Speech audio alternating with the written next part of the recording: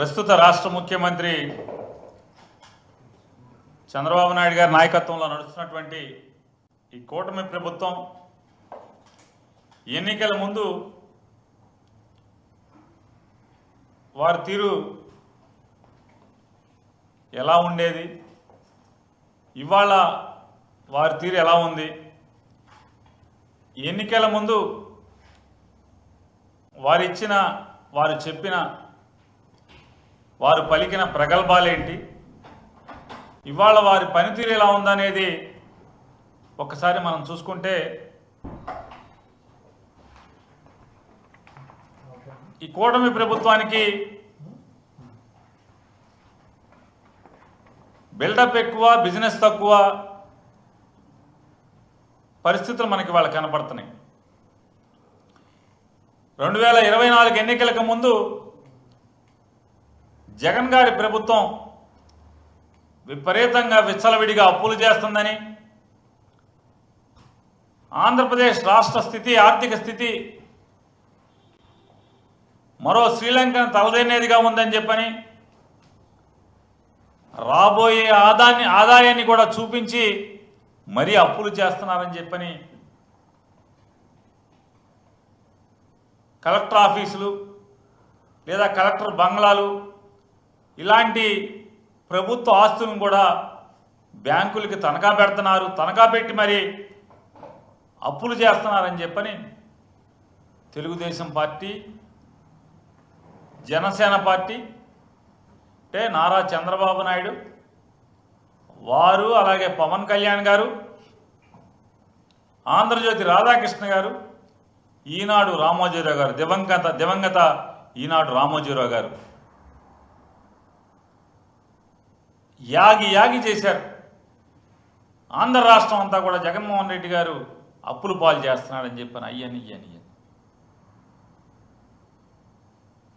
చంద్రబాబు నాయుడునేమో జాకిలు పెట్టి ఆకాశానికి లేపారు. ఆయనకు ఆర్థికవేత్త అని, ఎకనామిక్స్లో డాక్టరేట్ చేశాడని,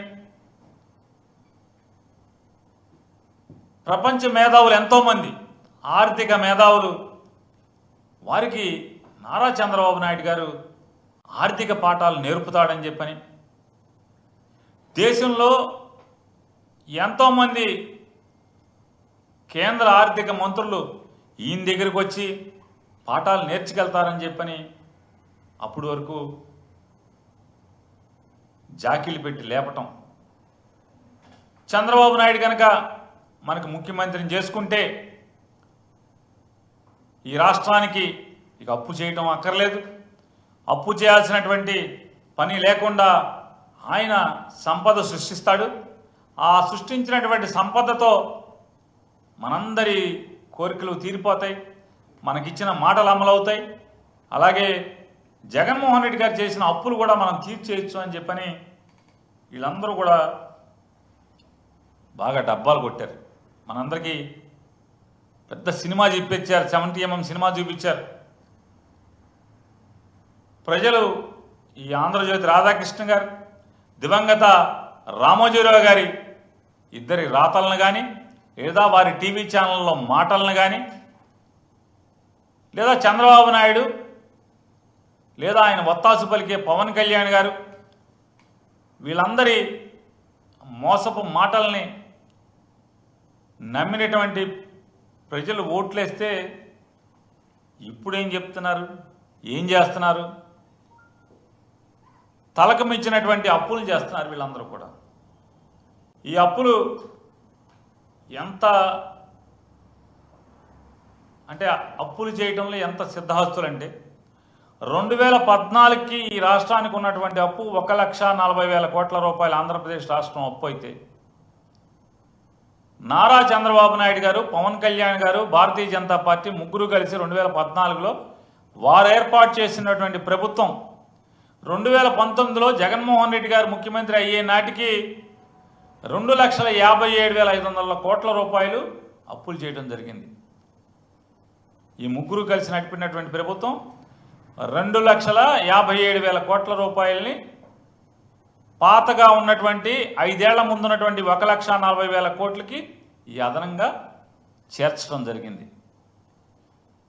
అంటే ఆ అప్పు అంటే 2014 ఆంధ్రప్రదేశ్ రాష్ట్రం తెలంగాణ నుంచి విడిపోయి అవిభాజ్య ఆంధ్రప్రదేశ్ రాష్ట్రంగా ఏర్పడే నాటికి ఉన్నటువంటి అప్పు కన్నా 22.5% అప్పును పెంచి చేసినటువంటి పరిస్థితి.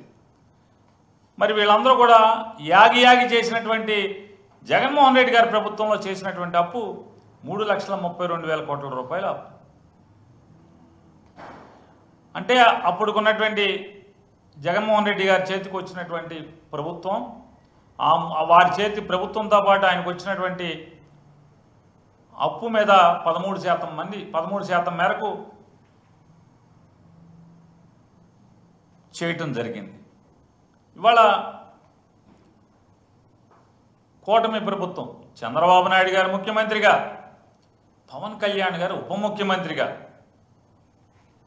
కేంద్ర ప్రభుత్వ ఒత్తాసుతో, మోడీ గారి అండదండలతో ఏర్పడినటువంటి ఈ ఘనమైన ఆంధ్రప్రదేశ్ ప్రభుత్వం ఇప్పటి వరకు చేసినటువంటి అప్పు ఏంటయా చూసుకుంటే, సరాసరి రాష్ట్ర ప్రభుత్వం చేసినటువంటి అప్పు 1,03,000 కోట్ల రూపాయలు. ప్రభుత్వం సరాసరి తెచ్చినటువంటి అప్పు 1,03,000 కోట్ల రూపాయలు. ఈ 1,03,000 కోట్ల రూపాయలు కాకుండా వివిధ కార్పొరేషన్ల ద్వారా తెచ్చినటువంటి అప్పు 44,000 పైచిలకు కోట్ల రూపాయలని రాష్ట్ర ప్రభుత్వ కార్పొరేషన్ల ద్వారా అప్పు తేవటం ద్వారా మొత్తం వీళ్ళు చేసినటువంటి అప్పు 1,47,000 కోట్ల రూపాయలు పైబడి ఇంకా ఒక్క సంవత్సరం కూడా పూర్తవల, 12 మాసాలు పూర్తవకుండా, అంటే వీళ్ళెక్కి సంవత్సరం నిండకుండానే 1,47,000 కోట్ల పైబడి అప్పు ఈ రాష్ట్రానికి చేయటం జరిగిందనేది కూడా అందరికీ ఆశ్చర్యం గొలిపేటువంటి సంఘటన. ఎందుకు అంటే జగన్మోహన్ రెడ్డి గారు చేసినటువంటి 3,32,000 కోట్ల రూపాయల్లో ఏం చేసావయ్యా జగన్ అంటే 2,70,000 కోట్ల రూపాయలు ప్రజలకే ఖర్చు పెట్టాం. కరోనాలో 30,000 కోట్ల రూపాయలు, కరోనాలో ప్రజల యొక్క ఆరోగ్యాన్ని కాపాడటం కోసం 30,000 కోట్ల రూపాయలు ఖర్చు పెట్టడం జరిగింది. ఈ రాష్ట్ర ప్రజల ఇచ్చిన మాట నెరవేర్చుకోవటం కోసం 2 లక్షల ఉద్యోగాల కల్పన, ప్రభుత్వ ఉద్యోగాల కల్పన చేయడం జరిగింది. ఆ జీతాలు పెరిగినాయి. ఈ రాష్ట్రంలో అనేక 3 పోర్టుల నిర్మాణం శరవేగంగా జరుగుతుంది. ఆ తీసుకున్నది అప్పు జగన్మోహన్ రెడ్డి గారి ప్రభుత్వమే. మరి అలాగే ఈ రాష్ట్రంలో ఉన్నటువంటి గ్రామీణ ప్రాంతాల్లో రోడ్ల నిర్మాణం కానీ, లేదా సచివాలయాలు కానీ, ఆరోగ్య కేంద్రాలు కానీ, రైతు భరోసా కేంద్రాలు నిర్మాణం కానీ, రైతుకి ఈ రాష్ట్రంలో ఏ జిల్లాలో ఎప్పుడైనా సరే ఎక్కడ ప్రకృతి వైపరీత్యాలు వచ్చినా కూడా ప్రభుత్వం ఆదుకోవటం, ప్రభుత్వం పెద్దగా చేయందించడం, రైతులకి నష్టం జరగకుండా కాపాడే దాంట్లో మరి చేసినటువంటి పరిపాలనలో జగన్మోహన్ రెడ్డి గారు అప్పు చేసినటువంటి ప్రతి రూపాయి ఎక్కడికి వెళ్ళిందో లెక్క ఉంది, లెక్క చెప్తున్నాం. కానీ ఇవాళ ఇప్పటి వరకు సంవత్సరం నిండకుండానే చంద్రబాబు నాయుడు, పవన్ కళ్యాణ్, మోడీ గారు ముగ్గురు కలిసి చేసినటువంటి రాష్ట్రానికి అప్పు 1,47,000 కోట్ల రూపాయలు ఏం చేశారయ్యా అంటే లెక్క లేదు, పత్రం లేదు, చెప్పేవాడు, లెక్క చెప్పేవాడు కూడా లేడు. ఎంతసేపు జగన్మోహన్ రెడ్డి గారిని తిడతాం, జగన్మోహన్ రెడ్డి గారు చెల్లి గురించో, వాళ్ళమ్మగారి గురించో, ఆ కుటుంబ వ్యవహారాలు మాట్లాడటం. అరే ఈ రాష్ట్రానికి ఏం చేశారయ్యా అంటే ఎవడు మాట్లాడు. ఏంటయ్యా అంటే నెల నెల పెన్షన్లు ఇస్తున్నామని చెప్పని చంద్రబాబు, పెన్షన్లు ఎవడన్నా ముఖ్యమంత్రి వెళ్తాడా పెన్షన్ ఇవ్వటానికి?